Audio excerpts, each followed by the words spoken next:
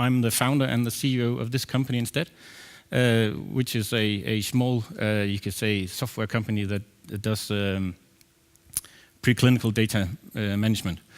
And we work right now with one of the big IMI projects that is called New Drugs for Bad Bugs, where we do the preclinical part of this big 5-year IMI project. So that also means that some of the stuff that I talk about I can actually do for some of you if you're interested. That's me, and you can find me on LinkedIn as well. And the slides will be available on SlideShare likely later today, so everything here you can get. Right, so I'm here to see if I can take a bit of the hype out of big data. And the reason why I want to do that is when it's hype, everybody just say it as if this is going to change the world and basically solve all our problems. And also there's a tendency for people who do not know or think they know anything about what big data is. They think, oh, I don't know about it, then I don't have a chance, or I need to call someone who knows about it. So I just want to sort of take it down to to the ground again and see that there might still be a chance, although you don't know anything about Hadoop and Hadoop clusters. So this I'm going to do quick because we had the Oracle guy nicely presented it, but actually I think you had that on your slide as well. There's several V's now. I think these are the 3 traditional ones, and I think the bottom one is IBM's, and there's other V's. The only thing I want to sort of point out here is that look at the volume piece. So normally we say big data, we think that this is about this size, but many of us, especially in pharma, do not have petabytes of data yet, at least not to pull together. So I think we're more in the variety box, which is the second one, the complexity, which was also what we heard just before. So of course complexity is still an issue, but it might be an issue that we need to tackle with other solutions and other technologies. We also saw a bit about that, but and remember again, so if you are in the megabytes of data, that's really not a problem. Now I come from Denmark. I heard about this morning about the technology level in Germany is maybe not exactly the same, but if I go down to the grocery shop in Copenhagen, I can actually get a terabyte disk. It's about this size. It costs me a maximum of €100. I can plug it in here, and on my laptop will have enough space for a terabyte of data. Right. So when we talk about volume in big data, we talk about a lot of data that most of us in pharma really do not have, if we want to compare apples with apples at least. And normally, of course, that is what we would like to do. So, definition, because again, who has the definition, and does it matter? We just need to be sort of in agreement about what we're talking about when we say big data. And I have highlighted the part here that's saying, yes, it might be something that we couldn't do 5-10 years ago in saying that we would like to combine data from our research site and our development site and external, both public and commercial data. And they are in all sorts of different formats and shapes and sizes, so there's a need for some new processing. But apart from that, I'm not sure that big data really is that different, at least within pharma, than what we've done before, which was also what we heard this morning. And, of course, we all know about Gartner's hype cycle, and I've cycled out a couple of things at the bottom there, which is, I think, interesting to notice. This time, this was done last year. It's not even peaked yet, so it's on its very high, which means that you can likely, if you Google it, find 4 billion hits on big data today, on all sorts of different things. And then look at the bottom, it says, peak of inflated expectations, right? So I'm trying to let you know that very soon over the summer when you are on vacation and having a little drink, you think about the world, you realize big data is basically not going to change the world for us or solve all of our problems. And secondly, that in 5 or 10 years, Gartner says, this would be getting to sort of a level where we realize what it can actually do and where we should use it. So trying to take a bit of the hype out of it. So what could big data then be in pharma R&D? And as I said, now I don't work in there anymore, but I've been there doing research informatics for 15 years, so hopefully I have something that makes sense. I think there's a lot of possibilities, and I think especially there's a lot of possibilities in taking what used to be the research world over here and link it with the development world over there that used to not talk to each other, and if we can somehow combine these data. But the 2 previous speakers also mentioned that there's a lot of other issues in just sort of outside of technology to do that. Very different formats, very different rules, And are we even allowed to take the data from the clinical trials, pull it all together and pull together research? Likely not. Do the development guys want us just to poke around in the data? Normally that's not what they like to do. They write protocols, they do SAS statistics over them. So there's you can say, very many other issues.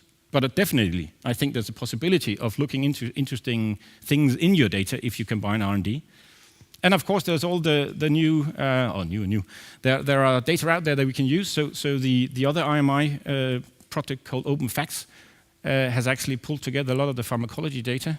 So you can get that there. And of course, there are still the big commercial guys that has data. And they are all now, compared to the old days where you could only log on to their site to look at the data, are willing now to give away their data, you could say, from the back end. So if you can code a bit, you can get data from Thomson Reuters from the back end, you can get it in-house, you could combine it with your internal data and with your development data and with OpenFacts data, etc., etc. And of course, then we can say we start to get into volume. But I mean, we're still not in tons of petabytes of data. We still have the issue of basically just converting the data into the same quality and standard so that we can compare them. And so, as I'm saying here, might not really be real data problem, big data problems, but that doesn't matter. It's important, and I think you should do it. I just want to say that if you don't know anything, as I said, about Hadoop, there's still a chance that you can actually start to use all sorts of other technologies to do these kind of things. And I said, you might see now, I've stolen a couple of quotes. You'll see one in a second from a blog. Actually, one of the blog is called Hadoop Hatred. And I just want, just as he does in the blog, to say that I don't hate Hadoop. I'm a technology geek. I like Hadoop.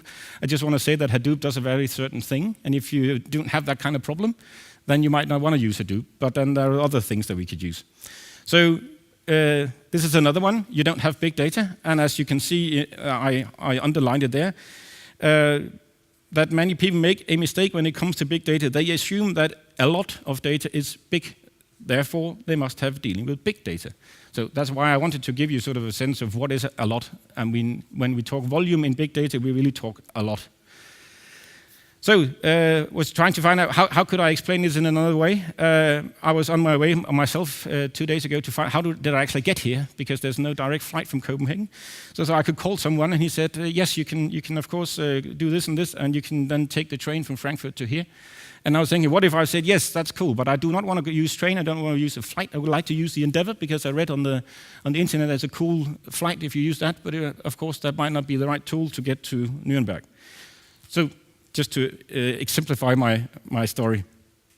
Another one here, MapReduce explains in 41 words. I have not made this myself, I stole it. But just if you imagine that you have the library of hundreds of shelves of books. If you have to count them yourself, you have to walk up and down the aisles to count. Naturally, if you're 100 people, you could take a shelf each and meet at the end, and then together you could shout how many did you get, and you find the final results. That's actually what map and reduce is about. And if you don't have a problem that is sort of solvable with map and reduce, then you should not use Hadoop. But some of the problems, of course, are very, very great to use Hadoop, because it's an enormous amount of text, and you can do these kind of cut it up, you can say, in map and reduce, and then the map can be handled with clusters of servers. But if not, then take another tool. So if it's not big data, could it be linked data? And I was so fortunate to be part of actually writing this paper. I haven't written a lot of paper, but this was a good one to choose, because it's one of the very highly accessed papers on this site. It's open access, so you can read it. But just saying that actually what I think we are trying to do in pharma R&D is more maybe linked data. Linked data was also hype. It was sort of, you need to use semantic technologies, you turn the relational data into RDF, you have sort of triples of data that you combine, you create these very large graphs. All very good ideas, and as I said, you can read it here. Issue is that if you get a very, very large graph, it's very hard to actually analyze anything in the graph, because graph technology is slow. But then if you now try to combine graph technology with text, so if you take the graph and convert it into text, you can put it into text indexes, and then you might actually get somewhere. So you can say some of the issues you have in R&D to link the data from different sources, if you turn them into RDF, you can build these big graphs, you can actually do something. And that is what they're doing in the OpenFacts project. But again, does it matter what we call it? Of course it does not matter. it's data, and of course, as I said, there's really a potential here, I think, also in business, especially if you go out to the late end of development and getting into market access. There's all sorts of data, and then you might, if you start to, of course, mine Twitter and other sorts of social media, you might get into sources where you also have volume. And then if you can use that for market access, then that's also a possibility. But there you also get into all sorts of rules and regulations, especially in a safety pharmacovigilance part of the world.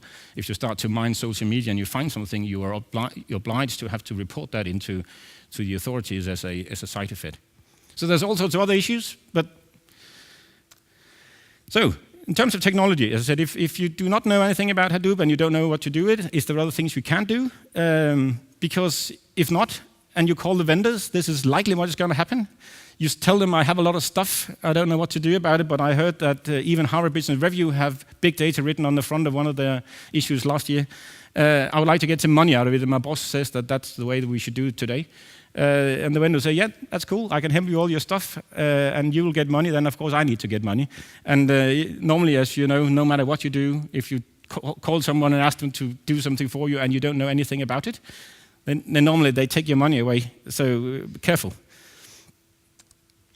So as you can hear now, I am a bit of a tech geek, and the company that I work with or for and own, we are in the top left corner of this, so we work with what is called Ruby on Rails. It's just a programming language, doesn't matter. But it's an open source framework, and everything out there in that open source world is what you see in this slide here. So we have access to all sorts of other tools, which of course you will have as well. Just saying that there are very many cool technologies that you can utilize to link and analyze data. These are free visualizations. So again, if you use some of the other tools you saw before and you have your data, you want to visualize them, you do not necessarily need to acquire large, expensive, and maybe complex visualization tools. These are, as I say, free that you can plug into your browser. This is kind of sort of what you could say Google and these guys are doing for many of their tools. This is something that we built when I worked in the former place, but just to say that actually with now, I wrote Ruby, that's because that's the program language we use. MATLAB, R, and KNIME is something that most of you, and KNIME I guess is German, so maybe that's more here than where I normally come. These tools are tools that you can very easily get at, and the way that we've done it here is that the scientists, sort of bioinformaticians or mathematical modelers, they've written some of the scientific code over here, whereas we have put it into a framework here where the scientist, the bench scientist, he actually just drags in his files from his machinery in the one end, and we take it and take it away, package it up, send it to some calculations, take it back, and as you, it's hard to see, but in the bottom there, I try to illustrate that we actually both give him the trace of a time series experiment and a document with some values, and we wrap it up in a zip file for him for each well in the plate that we analyzed. And he then just at the end takes that out from our front end as a zip file and can continue to do the work. So this is a way you could do a lot of actually sort of automatic data analytics without necessarily have to go all the way to big data technology, whatever it is. And then in the top, now I lost some of my, because I lost the network again, I lost some of the interaction, doesn't matter. If you look at the top of this slide, these are also tools that we use that are free and out there. These are now more over in the text type of databases. I have 5 minutes, thank you. So MongoDB, for instance, it's up in the center, is a very famous these days text-based database, which means that instead of having to put order into your data and put it into relation, you can have in a text database, which is a good place to put all sorts of the text you want to analyze. We use ourselves what is called Elasticsearch, which is a text index that we have stuffed all sorts of data into. And then you have a text, basically a Google type box you can search in it. And then on the bottom, of course, if you do have some of these big type issues, then OpenStack is a community, global community with many of the big guys. I'm not even sure if Oracle is there as well. But that's a cluster or technology where you can fire up different servers. And then, of course, we do have Hadoop, and Hadoop is great, as I said, to certain things. As I said, Elasticsearch in the center is a free text-based, it's actually on top of what is called Solar on the right-hand side. What we've used this for is that in pharma, of course, especially in research, you have a lot of pharmacological assays, and they have certain metadata on them. Often, of course, this is something that you built up over the last 10 years, where you've run different types of pharmacology assays over the years, and not always have they been diligent enough to put all the metadata in there that you want. So sometimes it's actually hard for others from the outside to find the assays that they want to find. So what we did is we basically took all the data out of the relational world and put it into this Elasticsearch index. So now you can just type in a search and you can find, give me all the assays we have in this database that hits this and this target. SharePoint is very much used. Everybody uses SharePoint, but that often means that searching across is impossible. So what we've done is that taking many of these different research projects that is within SharePoint in the place that we worked, and we took it out, basically from the back end, sucked it out into a text index. Now you can search across and say, tell me about this compound that's been mentioned in any of these projects over the last 6 months, type of thing. So, getting to the end. Yes, so of course, big data is interesting.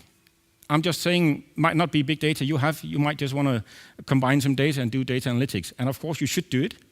There's a lot of tools out there you can use for it. And as I said, there's really no magic, which is also what I think we heard before. This is data, and a lot of the technology is there. But what you basically need to do is, first of all, consider all the rules and the other questions the other two guys mentioned. And then basically, as you've always had to do, before you start pointing at a solution, you need to consider what is it actually you want to do. Because just linking data from one end to the other does not necessarily give you any interesting answer, unless there is anything in there. So you might need to start thinking about what is that we want to do. And of course, in pharma, translation medicine is another one of the hype. And yes, of course, it's interesting to see if you can link R&D data, but what part of it and what is it really you want to look for? So I think that is the message. And you can come and ask me, also, as I said, in German if you want to. And you're free to ask questions here in German. I'll do my best to understand it and then likely answer in English or potentially in German if you're lucky. Thank you.